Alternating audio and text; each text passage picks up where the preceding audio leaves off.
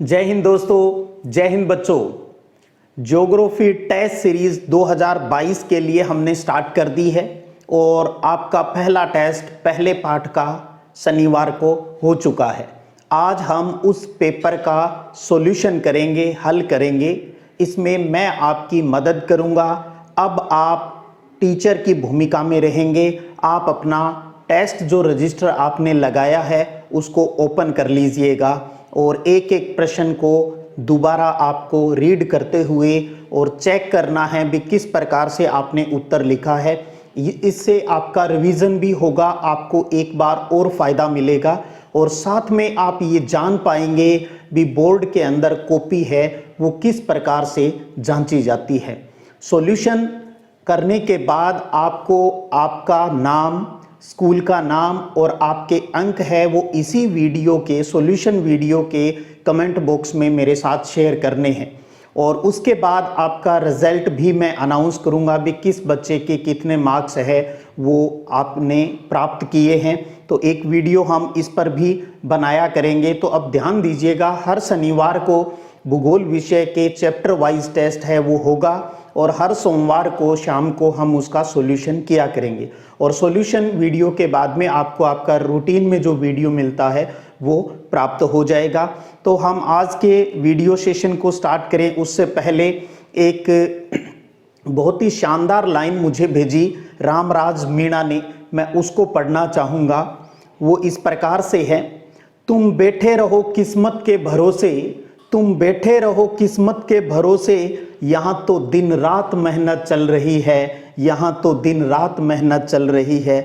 और पढ़ाई करना कैसे छोड़ दूँ, और पढ़ाई करना कैसे छोड़ दूँ, जब जीत का इंतज़ार मेरी माँ कर रही है, जब जीत का इंतज़ार मेरी माँ कर रही है। मुझे प्राउड है मेरे लाडलों पर, इतने पॉजिटिव थॉट है। जीत जाएंगे हम तू अगर संग है, जिंदगी हर कदम एक नई जंग है। अब मुझे पक्का यकीन है भी हमारा जो मिशन है अब की बार 90 पार, उसको हम जरूर अचीव करेंगे। चलिएगा स्टार्ट करते हैं आपके फर्स्ट जीटीएस के सॉल्यूशन की तरफ। आप अपना टेस्ट रजिस्टर ओपन करें और आपका पहला प्रश्न था, मानव भूगोल अस्थिर पृथ्वी और क्रियाशील मानव के बीच परिवर्तनशील संबंधों का अध्ययन है। ये कथन किस भूगोलवेता का है? रेडजेल, एलन सैम्पल, ब्लास और ग्रिफिथ टेलर। ध्यान दीजिएगा, ये एक डेफिनेशन दी गई है आपके लिए। दो डेफिनेशन बहुत ही इंपॉर्टेंट है इस चैप्टर में, जिसमें ये एक उनमें से है। तो मानव भूगोल में जब अस्थिर पृथ्वी और क्रियाशील मानव, अस्थिर पृथ्वी और क्रियाशील मानव की बात आए तो आपके दिमाग में तुरंत आ जाना चाहिए एलन सैम्पल, यानी पहले का उत्तर 2 नंबर ऑप्शन होगा। आप इसको गुड का निशान करें और साइड में 1 नंबर देकर उस पर जो घेरा है वो लगा दीजिए। दूसरा प्रश्न है कि मानव भूगोल की कौन सी संकल्पना प्रकृति की सर्वोच्चता में विश्वास करती है? पर्यावरणीय निश्चयवाद, संभववाद, नव निश्चयवाद और प्रत्यक्षवाद। ध्यान दीजिए, इसमें शब्द है प्रकृति, यानी 3 प्रमुख विचारधारा हमने पढ़ी, उसमें कौन सी प्रकृति को प्रमुखता प्रदान करती है? तो वो होती है पर्यावरणीय निश्चयवाद, अर्थात दूसरे का उत्तर है वो 1 नंबर है। अगर आपका सही है तो टिक करें और 1 नंबर वहां पर लिख दीजिएगा। तीसरा प्रश्न है कि रुको और जाओ निश्चयवाद विचारधारा का प्रतिपादन किसने किया था? रेडजेल, एलन सैम्पल, ब्लास और ग्रिफिथ टेलर। रुको और जाओ निश्चयवाद आपको पता है ये तीसरी विचारधारा है जो प्रकृतिवाद, जो पर्यावरणीय निश्चयवाद और संभववाद के बीच का मार्ग अपनाती है, जिसे नव निश्चयवाद भी कहते हैं।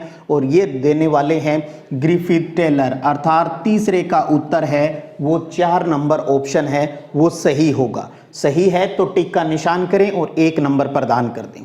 चौथा प्रश्न है कि मानव को प्रकृति के अनुसार स्वयं को ढाल लेने की प्रक्रिया क्या कहलाती है? कि मानव जो अपने आप को नेचर के अकॉर्डिंग अनुकूलित कर लेता है तो वो क्या कहलाता है? अनुसरण, अनुग्रहण, प्राकृतिकरण और मानवीकरण। तो प्रकृति के अनुसार ढाल लेना कहलाता है प्राकृतिकरण, अर्थात चौथे का 3 नंबर ऑप्शन है वो सही रहेगा। उसके बाद पांचवा प्रश्न है कि शिक्षा, स्वास्थ्य एवं आवास से संबंधित विचारधारा है। आपको अच्छे से याद होगा भी 1970 के बाद तीन प्रमुख विचारधाराओं का प्रचलन बढ़ गया था, वही ऑप्शन में है, जैसे व्यवहारवादी है, कल्याणपरक है, आमूलवादी है या रेडिकल है। ध्यान दीजिए, आमूलवादी और रेडिकल एक ही होते हैं, हिंदी में आमूलवादी, इंग्लिश में रेडिकल बोलते हैं। तो ये दो ऑप्शन कट गए। व्यवहारवादी और कल्याणपरक में जिसमें शिक्षा, स्वास्थ्य और आवास तीनों की बात आती है, वो है मानव कल्याण के लिए कल्याणपरक विचारधारा, जिसका सही उत्तर है 2 नंबर ऑप्शन। और कल्याण परक विचारधारा को मानवतावादी विचारधारा भी कहा जाता है। और साथ में ध्यान रखिए 1970 के दशक के में ये तीन विचारधारा आई थी, व्यवहारवादी, कल्याण परक या मानवतावादी, अमूलवादी या रेडिकल। जिसमें से शिक्षा, स्वास्थ्य और आवास पर जोर दिया था वो कल्याण परक या मानवतावादी विचारधारा। तो पांचवें में 2 नंबर उत्तर है वो सही है। छठे प्रश्न की बात करें, क्या किस सिद्धांत द्वारा अग्नि की खोज हुई? गुरुत्वाकर्षण, घर्षण, डीएनए और गति का नियम। आपको पता है अच्छे से, जब दो चीजों को आपस में रगड़ा जाता है तो आग उत्पन्न होती है, तो यानी वो रगड़ने को ही घर्षण कहते हैं। तो छठे प्रश्न का सही आंसर है वो है 2 नंबर ऑप्शन। आगे बढ़ें, सातवां प्रश्न है, किस तत्व को माता प्रकृति कहते हैं? भौतिक पर्यावरण, सांस्कृतिक पर्यावरण, राजनीतिक पर्यावरण, औद्योगिक पर्यावरण। तो माता यानी प्रकृति को ही हम माता मानते हैं। तो प्रकृति का मतलब हमारे भौतिक जो पर्यावरण है, जो फिजिकल चीजें इस इन्वायरमेंट में है, प्रकृति के अंदर प्रकृति प्रदत्त जो चीजें हैं वो सारी इसके अंतर्गत आती है। और सातवें का 1 नंबर ऑप्शन है वो बिल्कुल सही है। आठवां प्रश्न है कि मनोविज्ञान मानव भूगोल की किस उप शाखा से संबंधित है? मनोविज्ञान अगर शाखा पूछते तो सामाजिक भूगोल है, लेकिन यहां आपसे उप शाखा पूछी है, भी व्यवहारवादी है, नगरीय है, जनसंख्या है या आर्थिक भूगोल है। तो ध्यान दीजिए, सामाजिक विज्ञान शाखा की उप शाखा है व्यवहारवादी भूगोल, और उसके अंदर शामिल है मनोविज्ञान, यानी लोगों के व्यवहार का नॉलेज है वो इसमें प्राप्त किया जाता है। तो आठवें का सही उत्तर भी 1 नंबर ऑप्शन है। 9वां प्रश्न है कि महामारी विज्ञान भूगोल की किस उपशाखा से संबंधित है? तो महामारी यानी बीमारियों से संबंधित जो शाखा है वो भूगोल की किस उपशाखा से संबंधित है? ऐतिहासिक, लिंग, चिकित्सा और सैन्य। तो महामारी विज्ञान है ये भी सामाजिक भूगोल से ही संबंधित है, और इसका संबंध उपशाखा कौन सी है? तीसरी, चिकित्सा से। महामारी बीमारियों का अध्ययन चिकित्सा के अंतर्गत होता है। 10वां प्रश्न है कि निम्नलिखित में से कौन सी एक मानव भूगोल का उपागम नहीं है? कौन सा एक मानव भूगोल का उपागम नहीं है? क्षेत्रीय विभिन्नता, स्थानिक संगठन, मात्रात्मक क्रांति, अन्वेषण और वर्णन। याद कीजिए, आपको मैंने करवाए थे भी मानव भूगोल के उपागम, जिसमें हमने एक तो 1 नंबर पे करवाया था अन्वेषण और वर्णन या विवरण, 2 नंबर पे था प्रादेशिक विश्लेषण, 3 नंबर पे क्षेत्रीय विभिन्नता, 4 नंबर पे स्थानिक संगठन, और उसके बाद 1970 के बाद की जो कल्याणपरक, रेडिकल और आमूलवादी अर्थात व्यवहारवादी जो विचारधाराएं हैं वो पढ़ी। तो यहाँ पर कौन सा नाम नहीं आया था? मात्रात्मक क्रांति शब्द है, ये कोई उपागम नहीं है। तो 10वें का सही उत्तर है 2, यानी जो मानव भूगोल की उपागम नहीं है वो मात्रात्मक क्रांति है वो नहीं है। तो ये हुए आपके ऑब्जेक्टिव वाले ABCD वाले 1 से 10 प्रश्न, जो सही है उनके टिक करते हुए 1 नंबर अपने आप को आपको प्रदान करना है। अब एक एक लाइन वाले प्रश्न हैं, 1 लाइनर क्वेश्चन है, जिसमें आपका पहले 11वां प्रश्न है कि पर्यावरणीय निश्चयवाद में किसकी शक्ति की प्रधानता होती है? तो आपको उत्तर में क्या लिखना है? प्रश्न की भाषा को भी शामिल करते हुए लिखना है। ऐसे लिखोगे, पर्यावरणीय निश्चयवाद में प्रकृति की शक्ति की प्रधानता होती है। किसकी? इस शब्द की जगह प्रकृति शब्द लगाएंगे। 11वें के अंदर पूरी प्रश्न की भाषा लिखकर उसमें आप लिखेंगे भी प्रकृति की शक्ति की प्रधानता है, और फिर आपको मैं बताऊंगा भी आपको प्रकृति शब्द है वो अंडरलाइन भी कर लेना चाहिए। और यानी ये चीजें मैं बता रहा हूं भी आपको बोर्ड के अंदर किस प्रकार से लिखना है। तो आगे के जो भी टेस्ट आप दें तो आप बोर्ड के हिसाब से ही उत्तर लिखने की कोशिश करें। भी ये नहीं है भी अंडरलाइन नहीं किया तो कोई नंबर कट जाएगा, लेकिन हम चाहते हैं भी टीचर का ध्यान हमारे सीधे आंसर के ऊपर ही जाए। यानी मूल जो बात पूछी है उसके ऊपर। अगर सिर्फ प्रकृति शब्द लिखा है नंबर तो तब भी मिल जाएंगे, लेकिन प्रश्न की भाषा इस्तेमाल करते हुए उत्तर को शामिल करके और मेन उत्तर जिसको आप जंचवाना चाहते हो उसको अंडरलाइन करोगे तो टीचर के ऊपर बहुत ही पॉजिटिव इफेक्ट पड़ता है। फिर उसका आपको फायदा क्या मिलेगा, जहां कहीं छोटी मोटी मिस्टेक अगर किसी बड़े प्रश्न में आपको हो जाती है तो टीचर वहां थोड़ा सा इमोशनली बेनिफिट आपको दे देता है, वहां पर नंबर है वो नहीं काटे जाते हैं। तो हम सिर्फ टेस्ट देकर उसके उत्तरों का हल ही नहीं करना है, साथ में हमें यह भी सीखना है भी उत्तर हमें किस प्रकार से लिखने चाहिए। और आप जब हमारे नोट्स देखेंगे तो मैंने इन चीजों को उसके अंदर शामिल भी किया है, उम्मीद करता हूं उनसे भी आप लाभान्वित हो रहे होंगे। तो 11वें प्रश्न का सही उत्तर है पर्यावरणीय निश्चयवाद में प्रकृति की शक्ति की प्रधानता होती है। अगर प्रकृति शब्द आपने लिखा है तो टिक करें और 1 नंबर अपने आप को आप दे दीजिए, अन्यथा 0 नंबर। 12वां प्रश्न है कि पर्यावरणीय निश्चयवाद और संभववाद के बीच मध्य मार्ग को कौन सी संकल्पना परिलक्षित करती है, इस संकल्पना का प्रतिपादन किसने किया था। इसका मतलब इसमें 2 प्रश्न हैं, तो इसका मतलब दोनों प्रश्न हैं वो आधे आधे नंबर के होंगे। 12वें के अंदर 2 बात पूछी है, टोटल 1 नंबर का है, तो आधे नंबर का तो ये बताना है भी वो संकल्पना कौन सी है और आधे नंबर में आपको ये बताना है भी वो दी किसने। तो ध्यान दीजिए, पर्यावरणीय निश्चयवाद और संभववाद के बीच की संकल्पना कौन सी है, नव निश्चयवाद। अगर आप नव निश्चयवाद लिखा है तब भी सही है, और या आपने रुको और जाओ लिखा है तब भी सही है, या रुको और जाओ निश्चयवाद लिखा है तब भी सही है। और ये देने वाले का नाम है वो ग्रिफिथ टेलर है। तो नव निश्चयवाद या रुको और जाओ निश्चयवाद और ग्रिफिथ टेलर अगर आपने लिखा है तो हाफ प्लस हाफ आप ऐसे मार्किंग करेंगे, वहां पर आधा प्लस आधा और बराबर 1 नंबर अगर दोनों सही है। अगर एक चीज गलत है तो वहां पर 0 लगा दें और एक सही है तो आधा करके टोटल आपका आधा नंबर हुआ। ऐसे ही बोर्ड के अंदर कॉपी जांची जाती है। चलिए 13वें प्रश्न पर बात करते हैं कि रेटजेल के अनुसार मानव भूगोल को परिभाषित कीजिए। एक चीज तो आप यहां समझिए, कई बार बोर्ड परीक्षा में सिंपल प्रश्न आता है कि मानव भूगोल की परिभाषा लिखे, तब आपका जो भी मन करे वो परिभाषा लिख सकते हो। जैसे पहला प्रश्न हमारा एलन सैंपल की परिभाषा का था, वो लिख सकते हो। रेटजेल वाली अब हम कर रहे हैं वो आप लिख सकते हो, कोई भी एक परिभाषा लिख सकते हो। और दोनों ही परिभाषा बहुत इंपॉर्टेंट है। एलन सैंपल की परिभाषा जिसमें अस्थिर पृथ्वी और क्रियाशील मानव की बात आती है, और अब हम रेटजेल के अनुसार मानव भूगोल की परिभाषा। तो पहले आप लिखेंगे रेटजेल के अनुसार, उसमें आप लिखेंगे मानव भूगोल मानव समाजों और धरातल के बीच संबंधों का संश्लेषित अध्ययन है। 3 शब्द आते हैं इसमें, मेन तो 2 हैं, मानव समाज और धरातल। मानव समाज यानी मानव हो गया और धरातल यानी पृथ्वी होगी। मानव समाज और धरातल के बीच संबंधों का संश्लेषित अध्ययन है वो मानव भूगोल होता है। अगर ये परिभाषा आपने लिखी है तो ये रेटजेल की बिल्कुल सही परिभाषा है, 1 नंबर आप अपने आप को दे दीजिए। अब 14वें प्रश्न पर बात करते हैं कि भूगोल की 2 मुख्य शाखाओं के नाम बताइए। तो आपको पता है भूगोल को 2 भागों में बांटा हुआ है, 2 मुख्य ब्रांच है इसकी, एक भौतिक भूगोल और एक मानव भूगोल। 2 चीजें पूछी है, तो सेम आप इस 12वें प्रश्न की तरह ही 14वें प्रश्न में आधा प्लस आधा बराबर 1 नंबर है वो दे दीजिए, भौतिक भूगोल और मानव भूगोल। उसके बाद बात करें, आपका प्रश्न है आगे 15वां प्रश्न। 15वां प्रश्न है कि आर्थिक भूगोल के 4 उप क्षेत्रों के नाम बताइए। वैसे 2 उप क्षेत्रों के नाम बताइए, 2 पूछे हैं तो आधा प्लस आधा।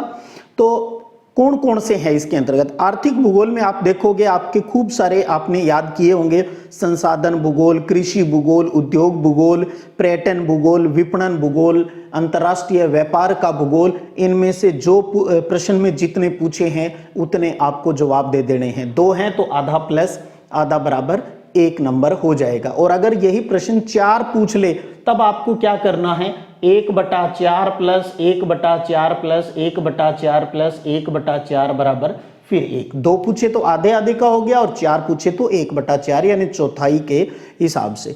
तो कोई भी आपके ये 6 हैं, 6 में से कोई भी 4 लिखे हैं तो वो सही हैं। आगे बढ़े 16वां प्रश्न कि राजनीतिक भूगोल के 2 उप क्षेत्रों के नाम बताइए।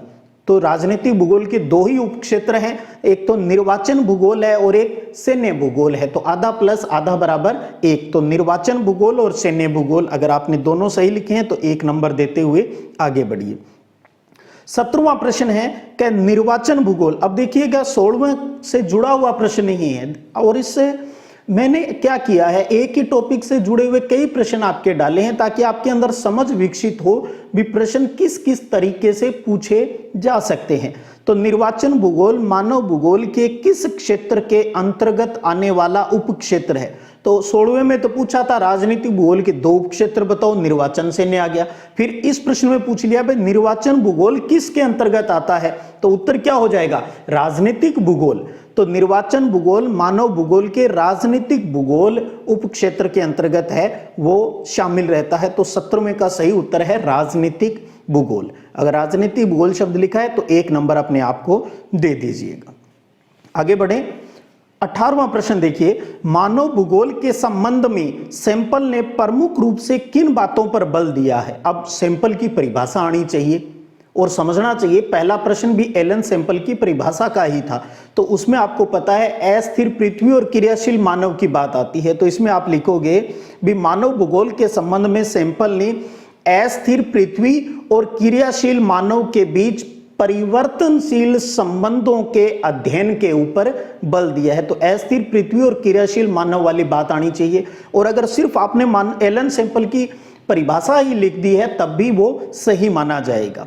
तो 18वें में अस्थिर पृथ्वी और क्रियाशील मानव के परिवर्तनशील संबंध के अध्ययन की अगर बात लिखी है तो बिल्कुल सही है, 1 नंबर आप दे दीजिए। और अगर आपको कहीं लगता है ना भी मैंने तो आधा लिखा है, आधा तो मेरा सही है, मैं आधा दे दूं, मैं आपको यही सलाह दूंगा क्योंकि हम प्रैक्टिस कर रहे हैं। अगर आपको आधा अधूरा कोई प्रश्न लगता है भी मेरा सही है तो आप चाहें तो अपने आप को 0 दे दें। उससे क्या होगा, आपको आपकी गलती याद रहेगी भी भविष्य में मुझे ये गलती नहीं करनी है, क्योंकि यहाँ कोई आपको कोई बड़े तमगे नहीं मिल रहे हैं। हम यहाँ रिवीजन के माध्यम से, अभ्यास के माध्यम से हमारी जो लर्निंग पावर है उसको बढ़ाने की कोशिश कर रहे हैं। तो ये चीज़ मैं आप पर छोड़ता हूँ भी थोड़ा बहुत अगर सही है तो उसके नंबर आप देना चाहते हो या नहीं देना चाहते। हाँ, बोर्ड परीक्षा में अगर थोड़ा बहुत सही है तो हमेशा ही टीचर नंबर देता है, आनुपातिक रूप से भी जितने दिए जाने चाहिए उतने देते हैं।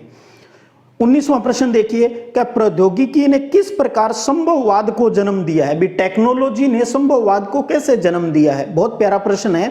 क्या प्रौद्योगिकी ने प्राकृतिक संसाधनों के विषय में समझ पैदा कर विभिन्न संभावनाओं को जन्म देकर संभववाद को जन्म दिया है?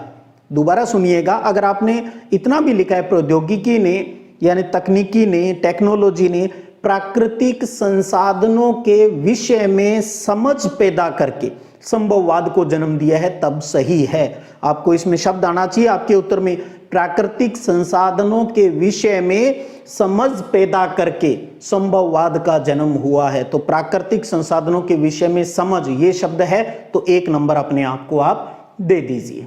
और अब बात करते हैं अंतिम प्रश्न के ऊपर। आदि मानव समाज और प्रकृति की प्रबल इच्छाओं के बीच होने वाली अन्योन्य क्रिया को किस शब्दावली से अभिव्यक्त किया जाता है? तो यहाँ समाज और प्रकृति यानी मानव और प्रकृति के संबंधों की बात आती है। मानव और प्रकृति के संबंधों की बात है जिसमें प्रकृति को प्रबल माना जाता है, तो वो विचारधारा है पर्यावरणीय निश्चयवाद। तो आदि मानव समाज और प्रकृति की प्रबल इच्छा शक्तियों के बीच होने वाली अन्योन्य क्रिया को पर्यावरणीय निश्चयवाद से अभिव्यक्त किया जाता है। इस तरीके से पूरी बात लिखते हो तो आपको पर्यावरणीय निश्चयवाद को अंडरलाइन कर देना चाहिए, क्योंकि मेन उत्तर तो उतना ही है।